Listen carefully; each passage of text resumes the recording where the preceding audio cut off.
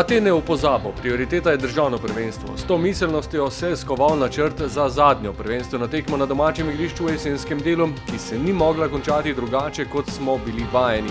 V koledarskem letu je to bila ligaška tekma številka 17 v Ljudskem vrtu, končni izkupiček pa zdaj 14 zmag, 2 neodločena rezultata in samo en poraz. Danes smo kar nekaj igralcev odpočili oziroma moštvo je bilo sveže, se je videlo od prve minute. Ključno v teh trenutkih je, da so fantje pripravljeni razumeti, da je potrebno rotirati in to dela zelo dobro.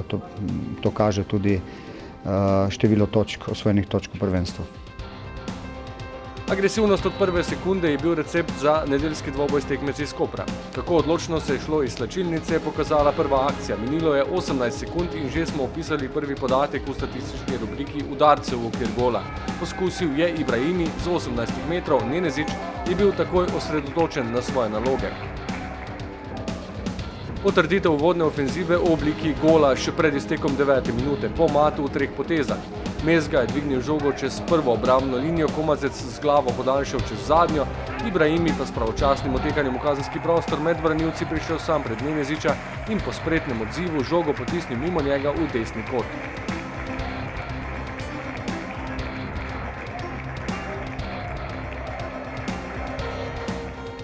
Vse Koper se stalno zna dobro postaviti, ko prije Ljudski vrt, ampak danes smo hitro zadeli gol in nato se nam je odprlo, poklopila se naša igra in niso imeli šans.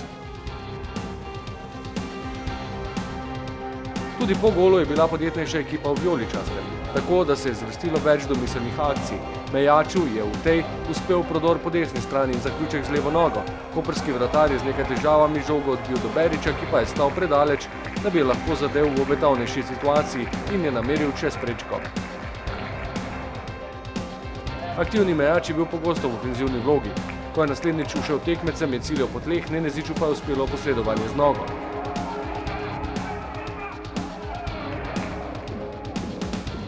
Najbolj obetavna situacija za povišanje vodstva pa v 41. minuti.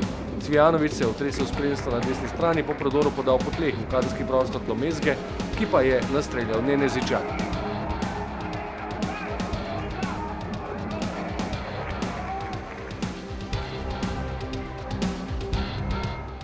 In Koprčani kljub hitro prejetemu golu niso naredili veliko odmika od predvidene taktične postavitve, ki je temeljila na obrambni igri. Edini poskus v prvem polčasu smo tako zabeležili v 7. minuti, do zaključka Brečević, a ni bil dovolj natančen. Gostje so do edine resnejše priložnosti na tekmi prišli v 55. minuti, ko je podal Goberac. Pučko se po uspešnem sprejemu v kazenskem prostoru znašel sam pred vratarjem, vendar je bil zmagovalec dvoboja z izjemnim posredovanjem Handanović. In od tukaj naprej spet vse znova le v znamenju vijoličastih. Trenutke odločitve je napovedovala spretna akcija. Ko je z leve v kazenski prostor podal Viler, Mezga se s 14-15 metrov ni obotavljal z udarcem, toda pred golovo črto se je izkazal Nenezić.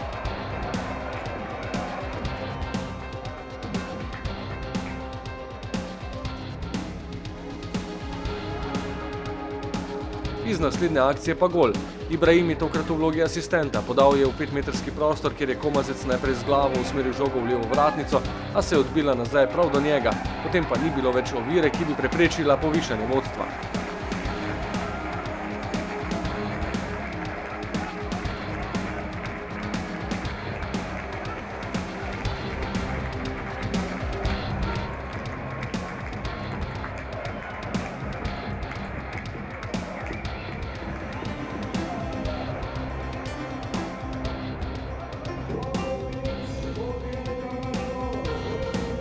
V znamenju vodilne ekipe prvenstva tudi končnica. Črnic, ki je le nekaj minut predtem vstopil v igro, je kot naslednji spravil na preizkušnjo Nenezića, ki je po udarcu z 18 metrov že bil skoraj premagan, a je še uspel v padcu z nogo preprečiti žogi pod mrežo. Še vedno pa je ostalo dovolj časa, da se žoga tretjič znajde v koprski mreži. Bila je 3. minuta sodniškega podaljška, ko je zadnjo akcijo na tekmi začel Tavares s podajo do Črnica, ki je spravil žogo do Ibrahimija na razdalji 20 metrov od gola, ta pa s filigransko natančnostjo nameril tako, da je žoga preletela vratarja in končala v mreži.